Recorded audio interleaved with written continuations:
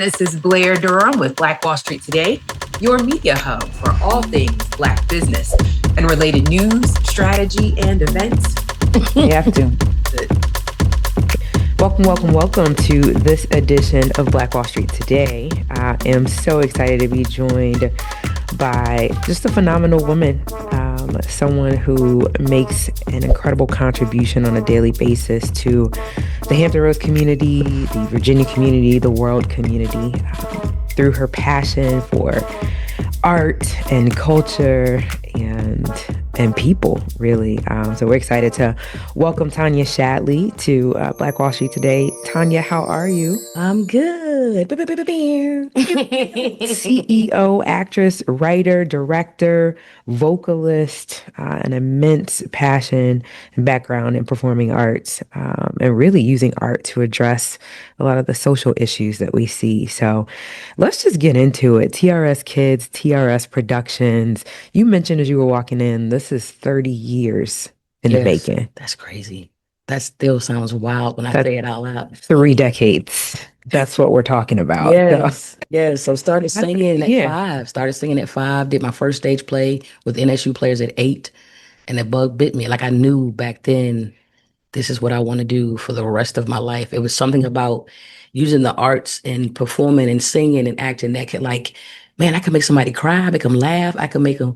So I love being able to take the arts and let people breathe for a second, right? Or even see themselves reflected on stage. Then that way, I thought I was coming to see a show, but wait a minute, I'm Lisa. Yeah. Or Keith is my dad or whatever, right? And so how powerful is that? So yeah, I love it. When you said that, I thought about A Raisin in the Sun, right? Yes. That identity and that validation that we feel when we resonate with the characters. Yeah. That's beautiful. And you've been on and are literally still on all sides of it. Yes, absolutely love doing behind the scenes and in front. I tell the kids when I'm working with it too, I said, listen, Miss Time, when we work on the show, it may take us 3-4 months to get it from audition to stage.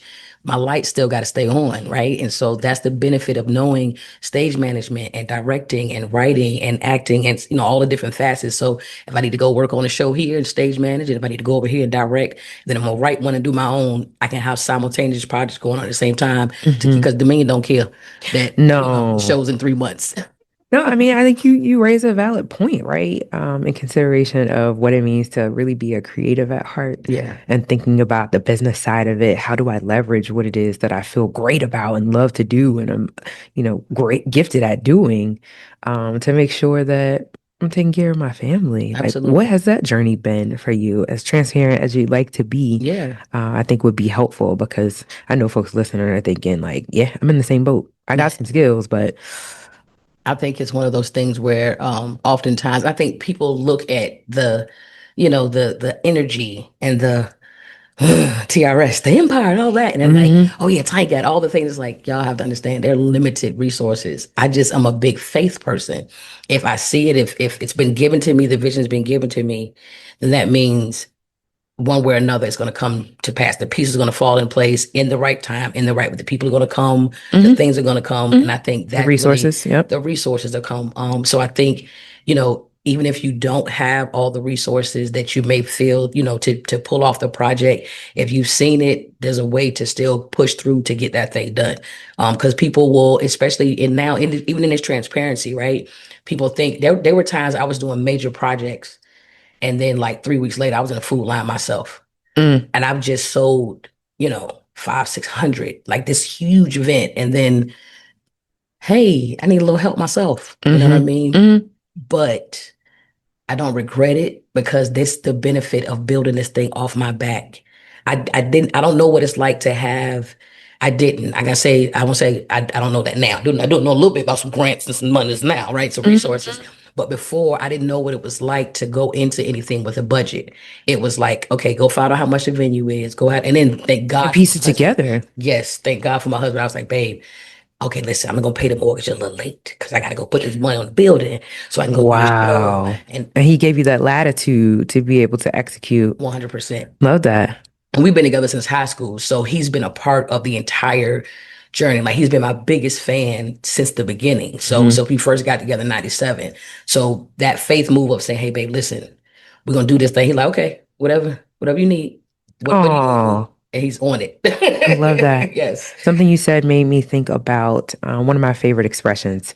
Talks about how perfection is the enemy of progress, right?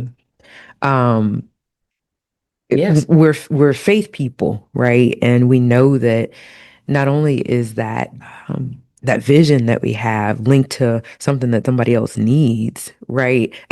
That's It it. has to get done. That's it. And that means it might not get done exactly perfectly, right? Hmm. How it might if we had that, 3, 4, 5 million Yeah. billion-dollar budget to execute it.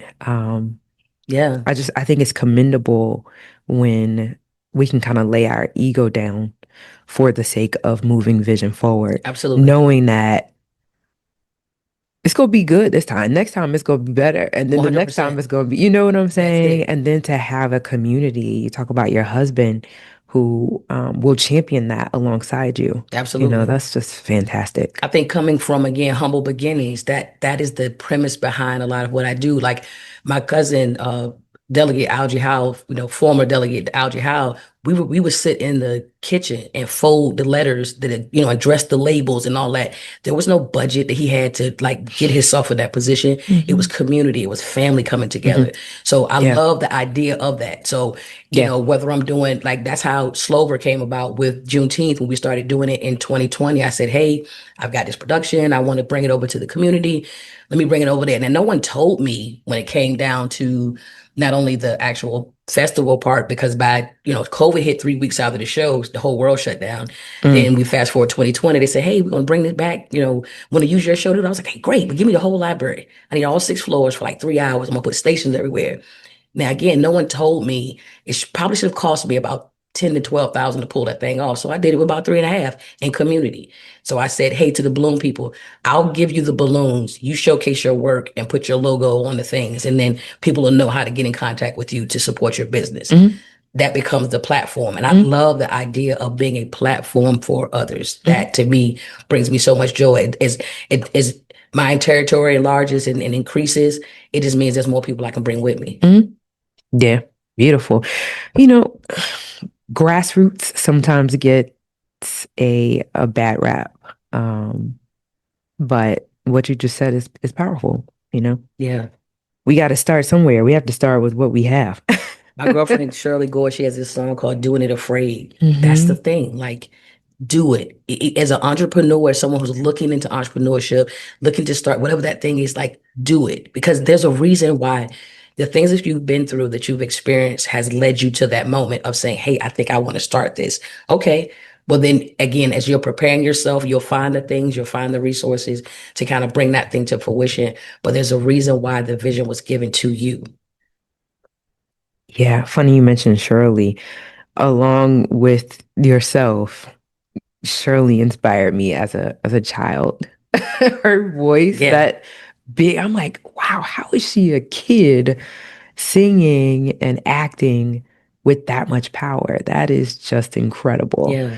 Like we've Um, known each other since we were kids. Like he mhm, was another one again, Norfolk mhm. State, she That's where I plays. met her. Yep, Hmm. it's Siva and all the things. So it's like I love the opportunities of that. And now I'm having a lot of full circle moments that are now happening where the kids that I teach over at Farrell School at Yellow Hab, it's on Norfolk State's campus. So the other day, well, at the put towards the end of the school year, I'm looking around, I'm like, wow, here I was at 8 starting on this campus, and now 30 plus years later, I'm still reaching out to the kids and able to pour into these young people. And one of the kids actually performed at JFX that we did at Chesapeake Conference Center.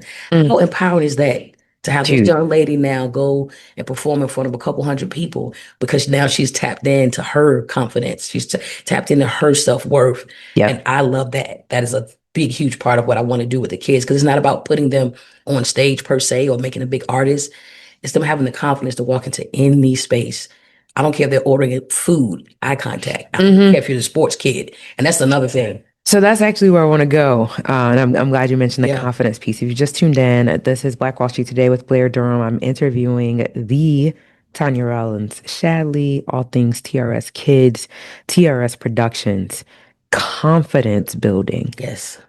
Wow. You talk about it often. I've heard you pitch a number of times. Confidence to walk in any room. Confidence to do it on stage. Confidence to do it in a boardroom.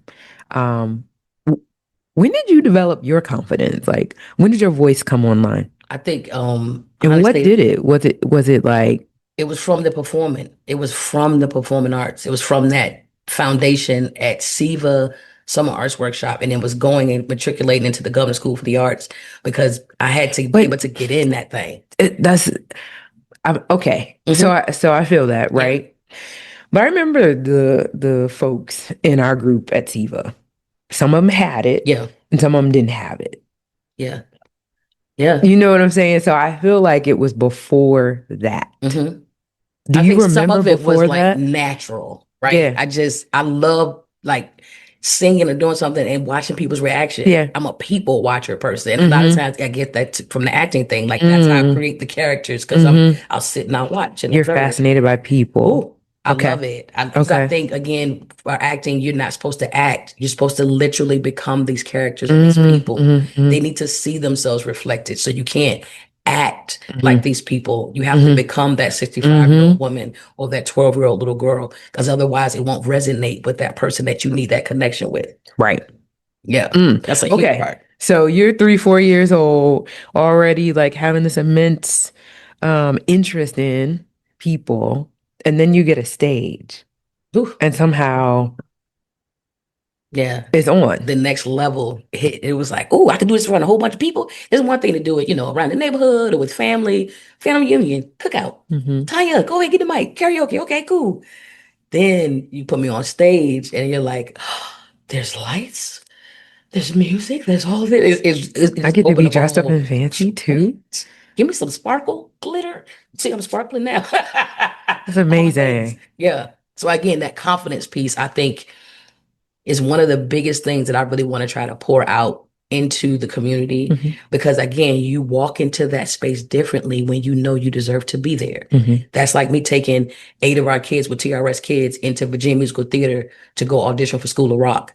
They're like, Miss Tanya, I'm nervous. I'm like, the same mirrors and the same floors you've been dancing on and mirrors you've been dancing in front of with TRS Kids, because of our partnership, that's where we hold our classes. So I said, you already been dancing in front of these mirrors and on these floors. The only thing is different is the content and the teacher. Now, I've guaranteed you a spot in that door, right? Not a role, but access to that door. And you go in there, you show them why you deserve to be in there.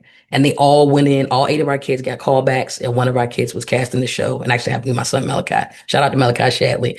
And that was like a paid regional theater. But again, you walk in differently when you know you deserve to be there. And now that also means that they now know 8 Black and brown faced kids and their talent. So even though they may not have gotten the School of Rock show, y'all can call me if y'all need somebody else, because y'all know, oh, but what about that one that, yep, I got you. I deserve to be there. Yes. Yes. We need to hear that. Yes. You deserve this opportunity. You deserve this chance. You deserve your shot. And it doesn't mean that it's like a birthright. That's it. Yeah. That's it. Nobody has to give that to you. That's a birthright. Absolutely. I deserve it. Absolutely. And you walk in with your head up a little bit higher and your smile a little bit wider, and then wait for the outcome. So would you say that is part of the core mission or the philosophy that drives both TRS Productions and TRS Kids, or is there something more? I believe so. Access. Because I feel like oftentimes, especially us in the African-American community, we feel like we don't have access to a lot. And we don't, in all transparency. So is it access to the entertainment, or is it access to the opportunity to entertain, or is it both? I think it's both. Okay. I think it's multifaceted, because I think you need to have access to the training. You need to have access to the opportunity. You need to have access to, all of those different facets of it in order to really do what you can do, and then see the potential in yourself, because that's the other benefit of being able to work with not only young people, but even, older adults that I work with and teaching as well. It's like letting you know that this is the opportunity for you, and you have to seize it in that moment, but I help give you the skill set to build that thing up, and then you go out and knock it out the park. Yeah. That makes sense. Yep. I know you have something coming up. What is that? So we've got a couple projects coming up. So with TRS Kids, we've had a successful show. And we had about 530 in attendance at the Addicts back in March.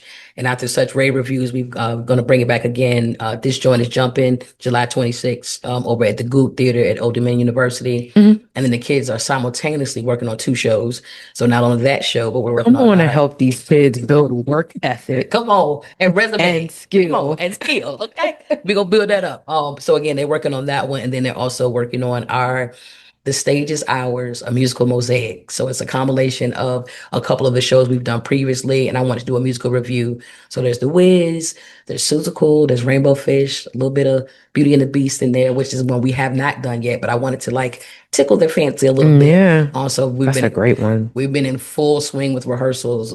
We've only been in session 2 weeks, and we're already got the whole first half of the show done and working on the second half. So we're full-fledged forward. And then the mural project, we got a grant through Virginia Beach Cultural Arts and Affairs. And shout out to them because I told her, listen, I want to teach these kids how to do art mural projects. This is the benefit of me being a visionary, a storyteller. I'm not necessarily a painter myself, but I know painters. And I said, hey, I want you to give me some fun so I can teach these kids. We'll have 10 kids we're going to select. They'll learn how to paint a mural, how to scale it, how to estimate how much paint they need. Most importantly, how to price it. Because if I'm teaching them at 12 and 13 and 15, maybe the school is paying them by the time they get to high school to paint the art mural in the cafeteria. That part. Or Yeah. the auditorium. By the time they've done two of them, maybe by the time they get to college, the university's paying them to do it in the gym. How amazing is that? And then they get that skill set that they can take on and pass on or make funds from it or whatever. So I just want to empower them with different areas in the arts all the way around so they can use that to not only uplift the community, use that for the messaging, but also put money in their pocket at the same time.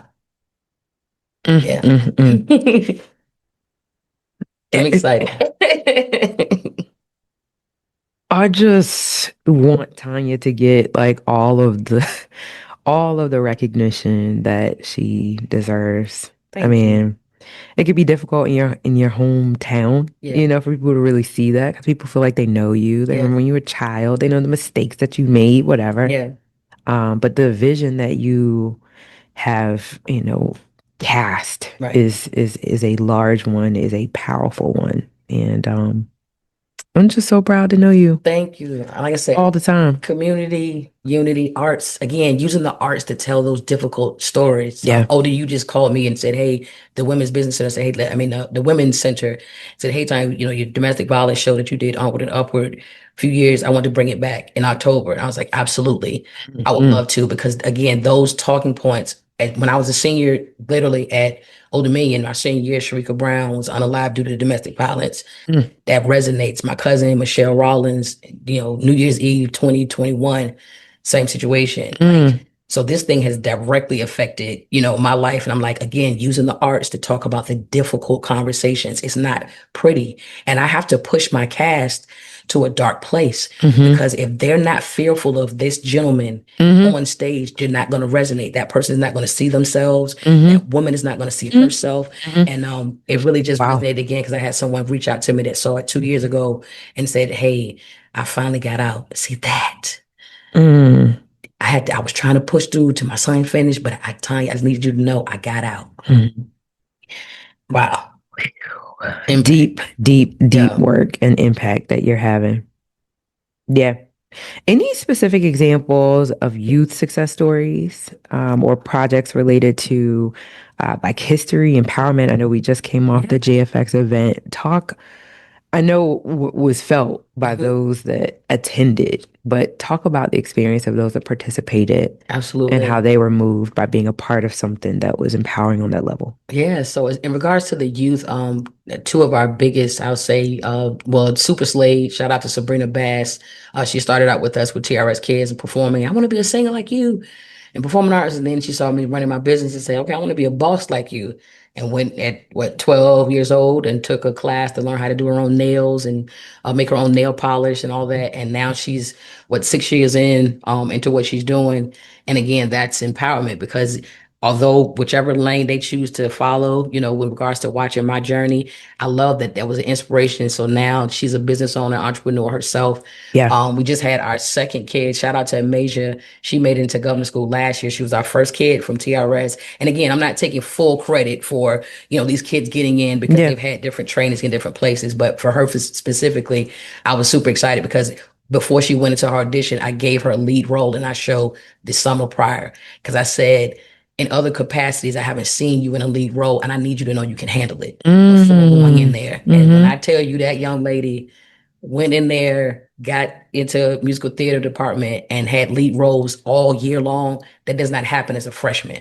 And this is someone that graduated from government school and graduated years ago, a while back. But that doesn't really happen when you come in and get lead roles. And she not only was she killing it at MT, but she was actually auditioning for Virginia Musical Theater and those projects as well. So like what?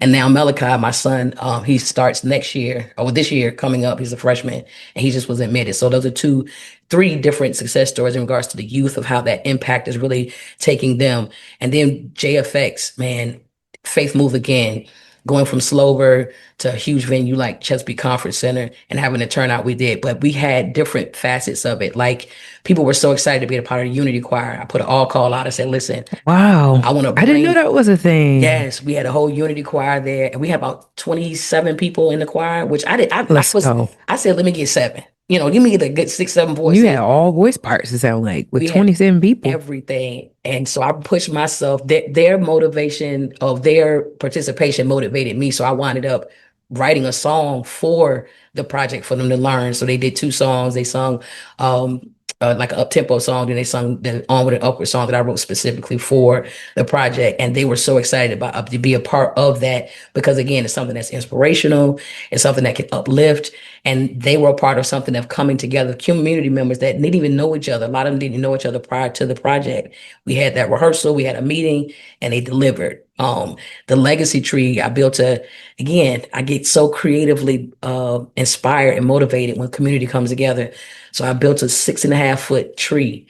And what we would allow all, I know, right? I built a 6.5-foot tree. Y'all can't see my face, but this lady said, okay, let's just run it back. Yeah. I put together a 27-piece choir for whom I wrote a song. Yeah. Yeah. Like, oh, and then by the way, there was a 6.5-foot tree that I saw in my mind and I just felt like if I could build it. Yeah. So it was really cool processing because what I saw was I got these gold and silver foil leaves.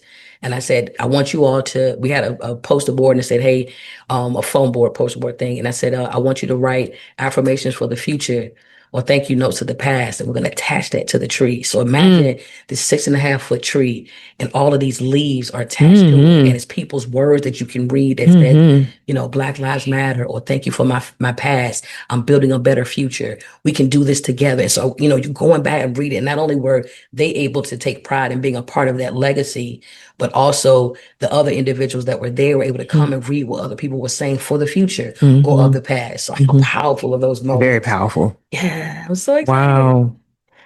Love that you did that. That's interesting. I have a project coming up that has a huge community storytelling element. And it's the same thing.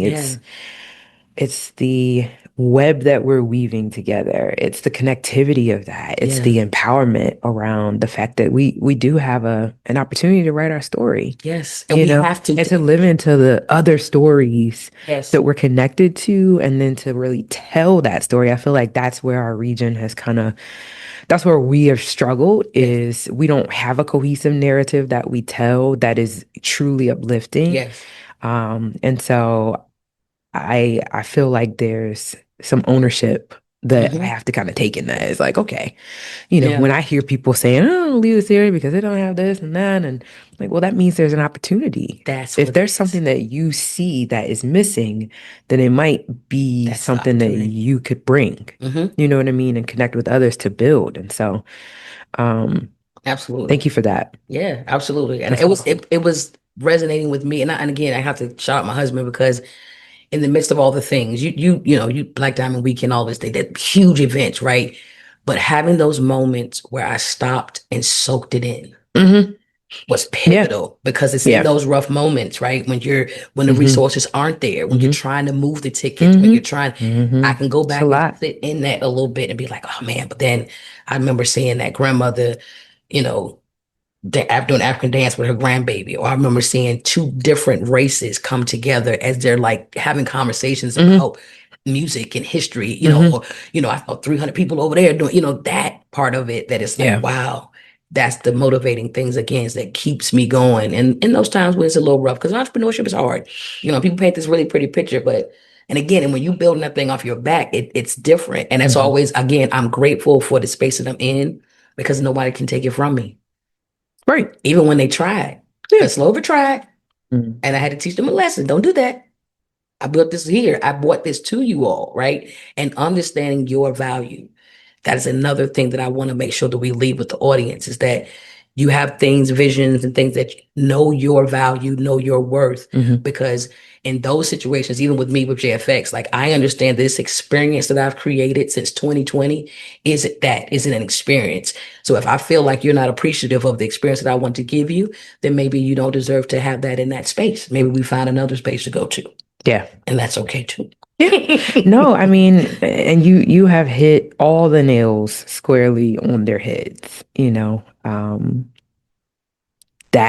think that's the biggest part of the entrepreneurship journey is the self-development, the confidence that you build to be able to say, this is who I am, this is what I'm building, this is the value that it has, and and just keep learning, right? Keep learning, keep trying to, take the classes, take the workshops, tap into the resources that are out there, especially the free ones. Because I mean, that's how I did a lot of what I'm doing, right? So really, continue to be a consummate student. I take pride in that as well. There's always more I can learn. There's always ways I can stretch myself. And so I'm excited to share the journey and continue the journey as people watch as I build. It's cool to hear people say, I walk them, they're like, all right, TRS, all right, Empire Builder. I'm like, you catch it. That's it. They know what it is. Yeah.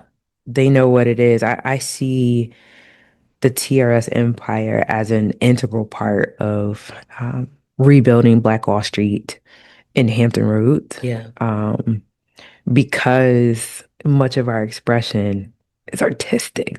That's where we want to be, even if it's food and beverage, whether you know what I'm saying. We have a thing there. Yes, absolutely. And so cultivating those gifts, identifying them from young, positioning individuals to engage, that's incredible. Really excited. We even did like the JFX we've got off the website that we built. There's when people can sign up on the email and then it connects them to the community. So you can go in and we've built out these 4 courses. And then once you go through, and they're not long, but just like mini courses, and you get this personalized certificate, that thank you for building the legacy. There's a digital coloring book that the kids can print out and color. Like nice. We're going to keep this JFX thing going because again, as we continue to build out not only the messaging, but the community, we want people to also tap in because this isn't just about June.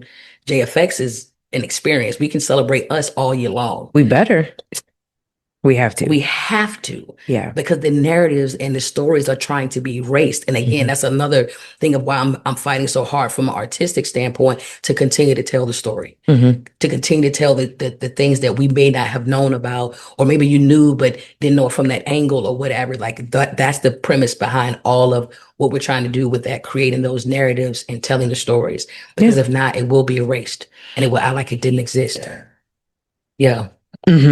Which made the lift a little harder for JFX this year because of all the DEI and all the things, that the easier, like, oh, here, let me help. It was like, I'm going to let you know. Yeah. Like, oh. We're going to sit on the sidelines and watch. Okay.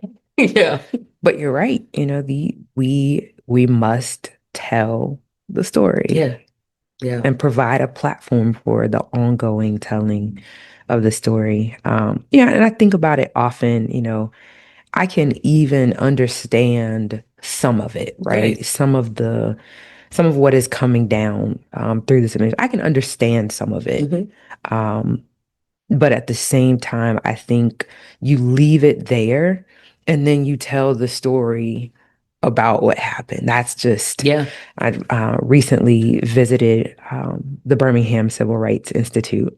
Oh, wow. And there were a couple of misnomers, right? There were some things that were not exactly as they should have been. Mm-hmm. But the leadership was of the thought that, okay, if we didn't get it right, we leave it there. Mm-hmm. And then we help people to understand what it was. We tell Yeah. the entire story around it, right? Yes.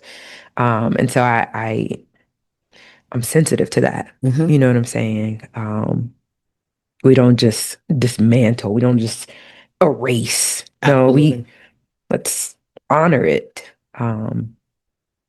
Because if we erase it, then we don't have the opportunity to benefit from that Absolutely. On both learning sides. on On both sides. both sides. Absolutely. And again, what we don't know, and then if we don't learn, or if they try to, take away, then there's an opportunity for things to repeat.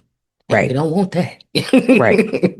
Yeah. So, yeah. So we have to be careful about maintaining a level of ownership Yes. over our platforms, Yeah. right? I know sometimes we got to go to this one and that one in order to get things paid for, but when we own it, Yeah. then it can't necessarily just be taken any kind of way from Yes. us. You And know I what I'm think saying? that has been part of some of the hesitation. This is transparent, but that is some of the hesitation with some of the partnerships and or collaborations that I did not take, because I need you not to get confused that you can take this from me. I need you to know that like this came with me and this goes where I go, because it was built from my head and my heart. That's how Juneteenth, happened, from the production to the festival. I saw it in my head and my heart. I was like, oh, it's gonna be a way to, this is impact, this is community, this is unity. And so that knowing and holding on to that as well. And again, it's another full circle moment. I'm a product. AFRAM Fest used to be in downtown Norfolk. Everybody know about AFRAM, right? Well, when AFRAM went away, SIVA lost funding. Now, at this time, now this fast forward, I'm teaching at SIVA. And so we didn't have the funding to continue the programming, which is another reason why I started TRS Kids, was because I was like, man, these kids, there's another performing arts program, I'm not gonna name them, but they're very big in this area. And I was a scholarship kid attending that program. And when I didn't have the scholarship, I lost access to that door, right? And so I was like, wait, fast forward 20 some years later, I'm writing scholarship letters for kids. I'm like, wait a minute, I'm getting a lot of these. Maybe they need another option. And that's how TRS Kids started in 2020. Not to say that I will not, I still continue to write letters as they request, but you now have another option if you want to come over here. Get this TRS sauce. Give us the websites, the handles as we're wrapping up. This has been great, Tanya. Yeah, thank you so much. So TRS Kids is www.trskids.com. So that's www.trskids.com and www.trsproductions.us. TRSPRODUCTIONS.us. And then our number is 757-201-2496. But yeah, tap in with us, continue to follow the journey as we build this thing together for community, unity, and the arts. We're making impact. So y'all keep watching and donate. And donate. Help That's us real, out. right? Yeah. Especially now. Yes. Donate. Awesome. Well, Tanya, I want to thank you. Just can't say enough about the legacy that you are building here. Thank you. Just appreciate your heart. I know it's not easy. Yeah. So thank you. And thank you for tuning in to Black Wall Street today, where we're building minds, we're building connections, and we're forging the path ahead toward business success in the Black community. We'll talk soon.